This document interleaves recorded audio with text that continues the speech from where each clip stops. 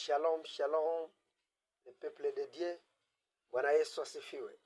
Habari zenyu watu wa Mungu, mko salama? Upande wangu ni salama, namshukuru Mungu. Nina jambo la kushare pamoja na wewe, ama niko na mambo ya kuongea pamoja na wewe wakati hii juu ya mashauri mbalimbali na kuzidi kukumbushana katika safari ya kwenda mbinguni. Na katika jambo ambalo ninahitaji tukumbushane katika asubuhi ya leo, mojawapo ni hili.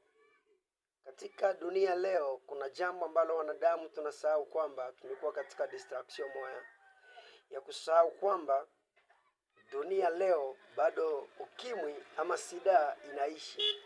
Sida inaishi na leo ukimwi iko.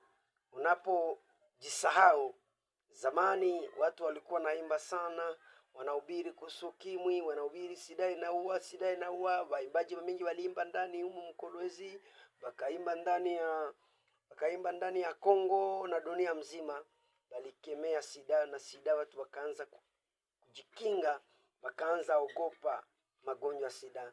Lakini leo dunia inasahau, na ndo mabombe inayala, sida inayala katikati ya watu, na inapoyala watu wanabakia ndani ya distraction. Na ni pale unaangalia maisha, watu wanaanza kukufa ndani ya silence bila kujua.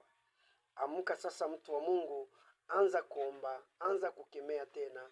Mtumishi wa Mungu unayepatikana katika taifa la Kongo, wenda labda katika bara la Afrika na bara la Ulaya, ninakuomba uamke sasa tena na neno la Mungu.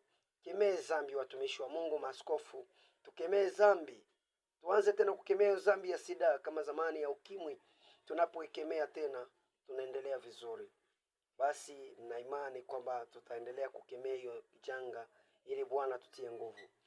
Naitwa kwa jina la mwinjilisti Gloire, wala mtumishi wa Mungu Gloire, kutoka katika jimbo la Lualaba katika taifa la DR Congo. Natoka katika Lualaba. Ubarikiwe na Mungu. Basi kama unapenda muendelezo wa mafundisho haya na somo hili kila wakati, ili tuzidi kujifunza, jiabone, subscribe, et puis tena ushare na kupartager kwa wengine, itakuwa baraka. Asante.